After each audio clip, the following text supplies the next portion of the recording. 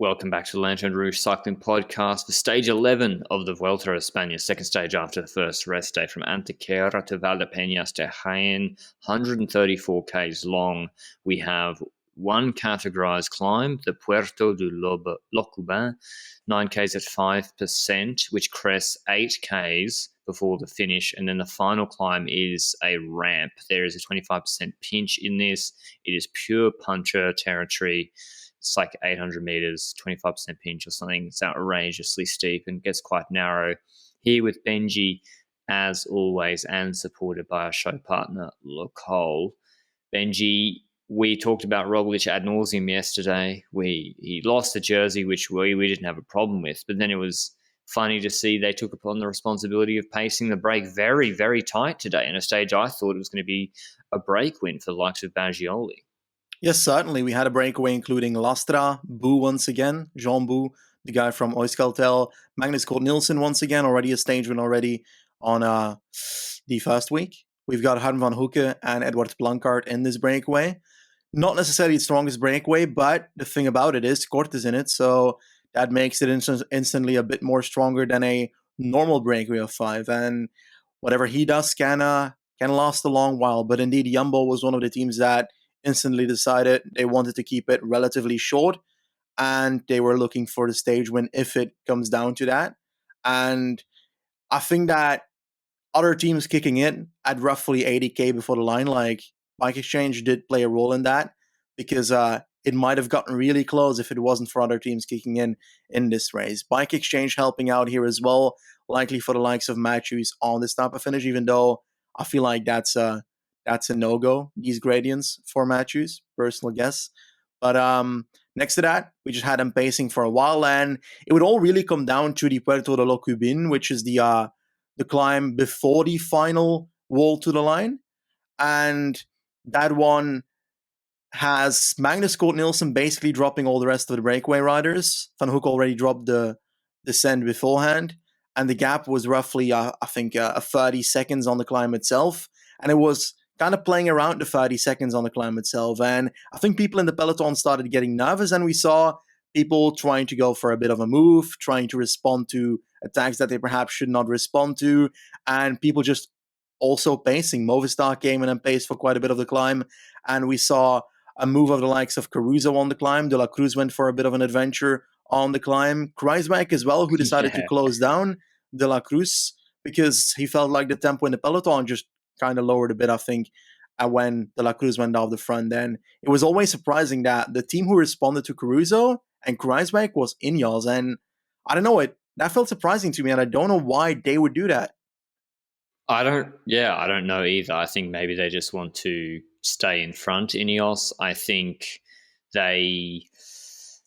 I don't know, Benji. Like yesterday, why Bernal was the one responsible for closing. Like, it's on Movistar now. If Roglic or someone goes, it's on Movistar or Hay, because the Ineos don't, with Bernal and Yates' condition, they got to lean on other people a little bit more. It's not on them to be the bosses. But I think Ineos, in my view, this is not a finish what they would have been looking forward to, where they can gain a lot of time. I think there was a lot of go to the front, maybe slow the pace down a little bit, or just, when they were pacing, Cort's gap was not going down, and we saw that after the climb as well. I think Caruso was just trying to get KOM points at the end of that climb, so that's fine for him. Yeah. But yeah, I feel a little bit bad for Damien Howson and the Bike Exchange guys, frankly. I don't know who makes the call, but to take on the responsibility to pace on this stage with Roglic here in the peloton is asking a lot of those guys. And Nieve, who's banged up, has got cut on his face on the final climb.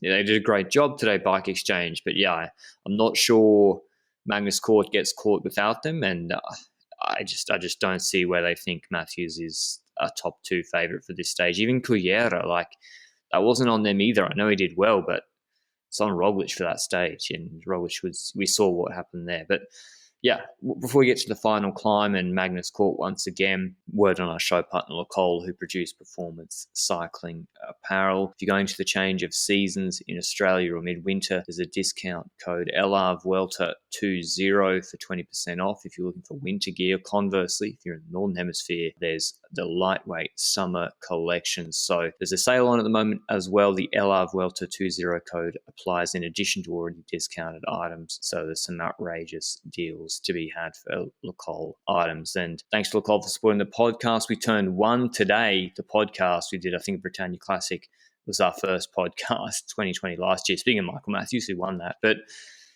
yeah, Benji, Roglic, the favourite for the stage, probably at this point with Cord at 30 seconds. Once we got into the valley and you saw Ineos pacing, I guess I thought they were bluffing, so I didn't have a problem with it. And that was taken over by Jumbo-Visma. And I think, do you think Ineos needed to pace there, or do you think it's just a matter of they're trying to slow it down to take away bonus seconds from Roglic by Cord winning? I felt like Van Barle was pacing enough to make it relatively close to Cord, and I feel like he could have paced a bit lower if his goal was to extend the gap and to let the seconds get away. Because for me, when I was looking at the final climb with the 25% gradients and just basically a Mur de Huy kind of climb, then you need 45-ish seconds if you're not Roglic at the bottom to survive that, or 30 seconds if you're a really good rider. And that doesn't seem like it was going to happen. But yeah, if it's around 30 seconds, you're always a bit unsure on whether Cord is going to make it or not. But I had my money on no for the majority of the time, to be fairly honest. Now, we did see indeed Jumbo coming to the front once again with a final kick in by a helper. I think that Baumann did a lot today, Omen as well. And eventually that brought the gap down to 20 seconds just after the descent. And then we were set up to go on to the final climb. And I think it was Verona kicking in once again in the final few meters before the climb started, with Cord having roughly 18 seconds left as he started the climb, which was 1 kilometer before the end. So yeah, the action was about to happen, and it seemed like Roglic was sitting perfectly in the 5th position. Exactly, yeah. It's a fast run in, and then they got a right-hand corner, and then it gets crazy steep. Coles Verona, remember, there's no Jacobs. Valverde's crashed out. Verona is being lent on so heavily by Movistar. Cord's got 19 seconds, 800 meters to go. We hit that right-hander. We see Mas going through first, but not attacking. He's just first wheel. Roglic starts pacing, and it's Sepp Kuss doing what we kind of suggested might have been prudent yesterday if he wanted to attack, setting up the Roglic attack by Kuss launched this. Like, he put everyone, I think, on the limit. The game was completely strung out. The road narrows. We see them almost catching up to Cord in the distance, who gets onto the steepest part, 25% with 650 meters to go. Kuss finishes his pull, and Roglic comes out of his wheel. And Marcy's trying to come over Roglic and anticipate it, and he's trying to jump ahead of Roglic because it narrows it significantly. Like, the road literally goes to a third of what, or half of the width of it, of what it was. Roglic swings really wide out of Kuss' wheel, like 3 bike lengths width wide, and squeezes Mas in almost into that barrier, and Mas has to flick his elbow into him to protect himself. I guess we are the sprint relegation police, but I think they're going like 10 k's an hour at this point. Luckily, Mas stays upright, and I think it did knock a bit of Mas momentum right there. He has to come back up to Roglic's wheel and almost comes over him. So yeah, what did you see there, Benji? Just a racing incident. They're all lovey-dovey after the finish. Yeah, I don't think that there's any harm in that one. I think that, sure, it's not ideal, but Roglic was looking at the right while that is happening, so he clearly was not trying to like put Mas into the barrier and so forth. Sure, there is no intent in the rules and so forth, but we'd be going a bit far if we start judging this move here. Maybe we should do it on Twitter. I just like see the fire burn on Twitter. Nah, I feel like Mas was trying to get past indeed just before that road narrowed and he couldn't get through, and eventually, just after the pinch happened, he was able to come past them, and that's where they started rocking next to each other, right? I know, it literally became a replay of the Cullera stage that Magnus Cort won, where he was only 3-4 seconds out of Carapaz with a K to go, and then they all started cat and mousing, and like he eventually was able to win the stage. I was like, is this happening once again? Unfortunately, it was too steep today. Mas and Roglic were having a full-on conversation. They could see Cort about 4 or 5 seconds ahead of them. Gino made a really cost himself today. He went over his limit, I think, a little bit following the initial Roglic move, and then he'd finish 11 seconds back. whereas Haig is pacing behind. Lopez is always in the wheels behind. At 500 meters and to go, he's able to sit in because Mas is ahead. So Haig is having to close. I think Maida maybe would have been better served being a bit steadier there. It levels off with like 350 meters. And still I'm thinking, is Cork going to ride away with this? Because they're looking over their shoulder, checking. It all comes back together. Bardet, Haig, Mas, Roglic. Mas is refusing to lead out Roglic. And we see Cork's got another nice, healthy gap at 250 to go. The camera angle changes.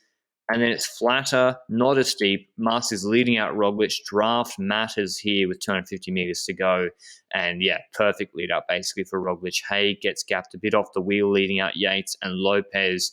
And then Roglic does his patented surge or kick with about 50 meters to go. It's kind of like what Alaphilippe did, or 75 meters to go, what Alaphilippe did to Roglic in Flesh, actually, where, yeah, it looks very, very similar. And Roglic wins this stage, I think, about 3 seconds ahead of Enric Mas. Also, those bonus seconds, that's a line, remember. And Lopez comes out of Haig's wheel right at the end to take the 4 bonus away from him. Another 2 seconds behind Mas. Haig 2 seconds behind Lopez on the same time as Yates, Bardet, Grosjean, and Vlasov. Bernal loses 11 seconds to Roglic, 4 seconds to the Haig group on the same time as Odd, Christian Eiking, Guillaume Martin, Anau, and Maida. So actually, Kush lost a little. See, this is the cost, right? I'll let Benji talk about the stage finish in a second, but this is the cost of when you do the lead out. For Kuss, he loses more time than he would have normally, I think, on 17 seconds. So that there is a cost to maintaining second GC option when you're doing a good teammate job, which he did do today, Benji. But what do you think of this finish? I really love it. I love these kind of finishes. I love the Muurderhui finish, but I don't love the initial part of that Flèche Wallonne stage. I feel like I found it relatively interesting how Mas was as strong as he was, because on paper, when you see this kind of finish, you say Roglic just rides away and destroys everybody on the final 500 meters, because that's what Roglic usually does on this parkour. But it seemed like Mas actually put in a really good kick after Kuss did the run in for Roglic there, and I was surprised by that.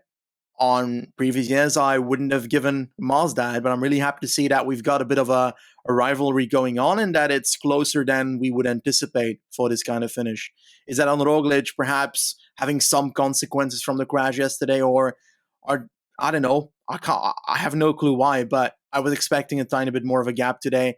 Now, obviously, he does get the bonus seconds, so that gives it 7 seconds over Mas. Right now, I think, yes, it's 10.64. And Lopez finishes that on flat, which also gives him bonus seconds over Haig, which plays a role for the podium, of course. But all in all, I feel like the gap perhaps looks closer together just because of the fact that they started playing rock, paper, scissors at 500 meters to go.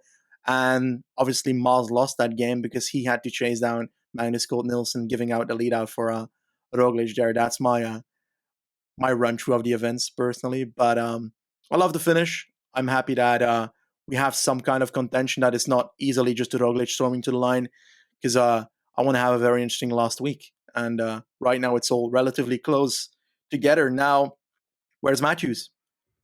Yeah, I mean, he's not in 23rd. He lost 34 seconds. So that is a big miscalculation. You know, he's lost.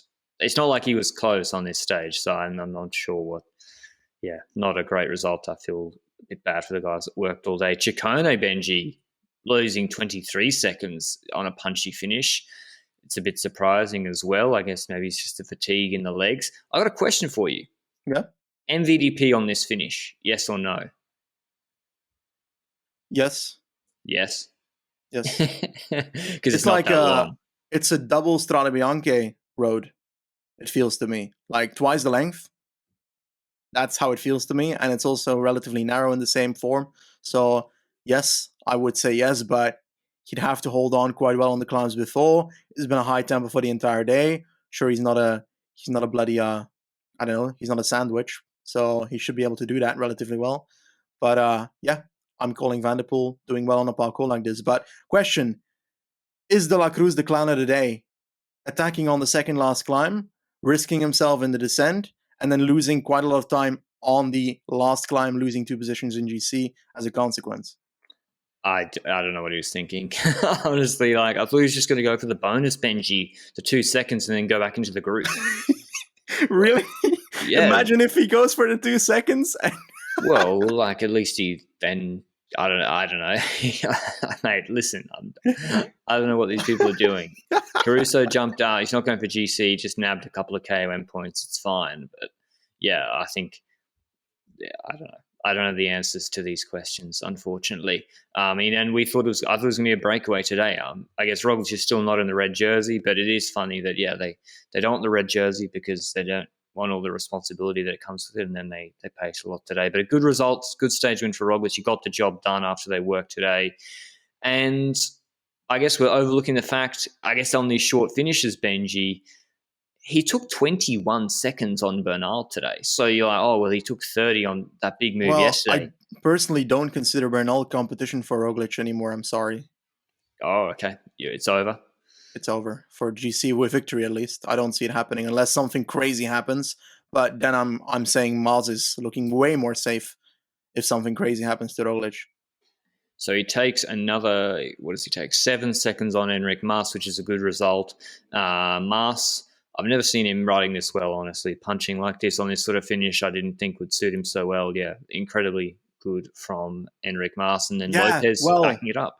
Movistar is actually not doing as well as it looks because it seems like they had to make a choice, either go for GC or the team classification. And right now they're 15 minutes behind in the team classification on Ineos. It seems like the roles are completely reversed in this Vuelta, with them losing the team classification right now from Ineos, who is unable to make it in GC this time around. I know, and I think what if Valverde's still here? Yeah, what if Valverde's still here on this sort of finish? He would have been absolutely lethal. What if Benoit Cosnefroy was here? I think him or Woods or Dan he Martin wouldn't have gotten over the second last climb, mate. Pretty true. That's actually he might not have. He actually might not have. Jeez. Andreas Krohn did a good job as well. 17 seconds back with Koos. Like he's a really, really good rider, one to watch out for. But yeah, an interesting stage. And Roglic, this is what we thought. I thought his strategy would be on all these finishes that suit him. Take some bonus. Take 5-7 seconds on the road. Get yourself a handy, 15-second gap. Do that a few times, and the TT at the end. It's an unassailable lead with very little risk to your position. So before we go to the next stage, Philipsen left the race today, which leads the points classification: 180 points for Jakobsen, Roglic in seconds on 101. That's far behind, and it's likely that Jakobsen will take points in at least one of the sprint stages from this point onwards. There's perhaps a second sprint stage somewhere in the next 2 weeks, so that could still play a role, but I'm not so sure because that could just as well go to a breakaway ride. But Philipsen's gone, and Aramburu as well. So Jakobsen's 2 biggest competitors for green. Is that what Bike Exchange are pacing for? Maybe. I can't have been. He's on 70 points. He's 110 points behind. I don't know. You need to win mountain stages. Obrelli style. Just win every single stage that's coming to go. Easy. Okay, stage tomorrow, stage 12, 175k is long. We have 2 climbs. This is similar to the Mike Wood stage that he won last year. The first one is 5k, 7%, then a false ridgeline like the Catalunya stage that Leonard Kamner won from a breakaway. It's like it says it's 13Ks at 3%. That must be a lie. I think it's just like a short pinch at the end. And then there's a descent valley, and then there's bonus seconds 3, 2, 1 on offer on the second climb, which is got a steep section, 2Ks, 9.5%, 7.3Ks at 5.6%, descent, flat run into the finish, no punch here. This is the stage I thought for Matthews would have been perfect to pace. I don't think Philipsen is getting over that climb at all. I don't know whether Bike Exchange will be motivated after today or what, but yeah, I think maybe just send him in the break as well. Send him and Stannard in a break with Schultz, and you have a very, very strong options for this finish, both from a group or from attacking on that final climb. Do you think Stora, the likes of DSM, will try and get in the break again, Benji, with Bardet, Stora, and try and, there is that 2K 10% bid on this last climb and do what he did basically yesterday? Well, on a serious note, I do believe that Stora still has the opportunity of winning a stage in the next week and make it 3, which would be, I wouldn't even remember who did that the last time from breakaways. So that's very intriguing. Now, for riders in the breakaway, he certainly could go in the breakaway. There's plenty of other options, though. This is the kind of breakaway stage that reminds me of the one Conrad won in the Tour de France. And this could become a rather boring stage from the point that the breakaway is made until we are on the second last climb or the first last climb if we see people going pretty long in the breakaway itself. I'd be surprised if Matthews just don't put somebody in the breakaway instead of pacing, because Matthews is on 70 hours in the GC. He might as well just attack and go in the breakaway. Yeah, I think so. That's what EF do. The EF strategy is send Court there, and then the rest of the team gets to rest and recover. I think sending with teammates. Schultz looked very good again today on the climb. I think that's the best option, to be honest. And I think might be proven wrong. I don't really see GC action on this stage unless Roglic decides he wants to do an attack on the climb and then a descent attack. Not happening. Yeah. I believe that. Mate, Addy Engels, he's got no control. He said, Addy Engels in the interview, the DS, is like, when Roglic says he wants to do something, what am I to say? What am I to say, even though I'm the DS? It's like, it's literally your job, man, to say what to do. That's literally, it's like, I turn on the camera, Benji, and then, I start at the stage and I'm like, what am I to say? I'm only a podcast host. Who am I to really talk about the cycling today? Okay, so riders for the breakaway tomorrow. Primoz Roglic. I would love to see somebody like a Lopez or perhaps some Monkeys, but Monkeys might be a bit too close for that. Just JP Lopez, here? Juan Pedro Lopez. I'd like to see him go in the breakaway and take 9 minutes and take the red jersey from Viking. That's a good call, yeah. Who here is like not a threat on GC that could take... Who's in that sweet spot? Yeah, Benji's right. Monkey. I'd love to see Maida. I'd love to see Bahrain try and get Maida in the break. Perhaps in the mountain stages that fits better. Because I'm not sure Jumbo would. Would he chase? I don't know. Probably not, because he's on 7 minutes. Yeah, he's on 7 minutes. I reckon try and get Gino in the break. He's on 5 minutes technically. Like we always have to count back the time that Viking is ahead. But yeah, you're right. I think that the likes of a Calmejean will be in the breakaway. Perhaps a Tussveld for DSM. Bram Dillon for Trek Segafredo. Polans. Finish doesn't suit him. Like the flat part, I think, doesn't suit him at the end. Those are names I'd be shouting out. Zaguires, I don't know. I feel like they're better off on the bigger mountain stages personally. But yeah, I don't know. Who are you picking? The man you would have picked has left the race. And do you even eat? Kirby said on commentary, Benji's crying into his Wheat Bix because Aaron Barou's left. I don't even know if Benji knows what Wheat Bix is. Isn't that like the cookies that they've got for children? That cereal, mate. Yeah, okay. Come on, get with it. Clearly didn't know. Okay, Magnus Cort. Yeah, I know you'll be. Nah, come on. We have to say someone else, But Carlos Verona's winning this. He's my pick. Andreas Kroon is mine, even though today he rode 17 for 18th.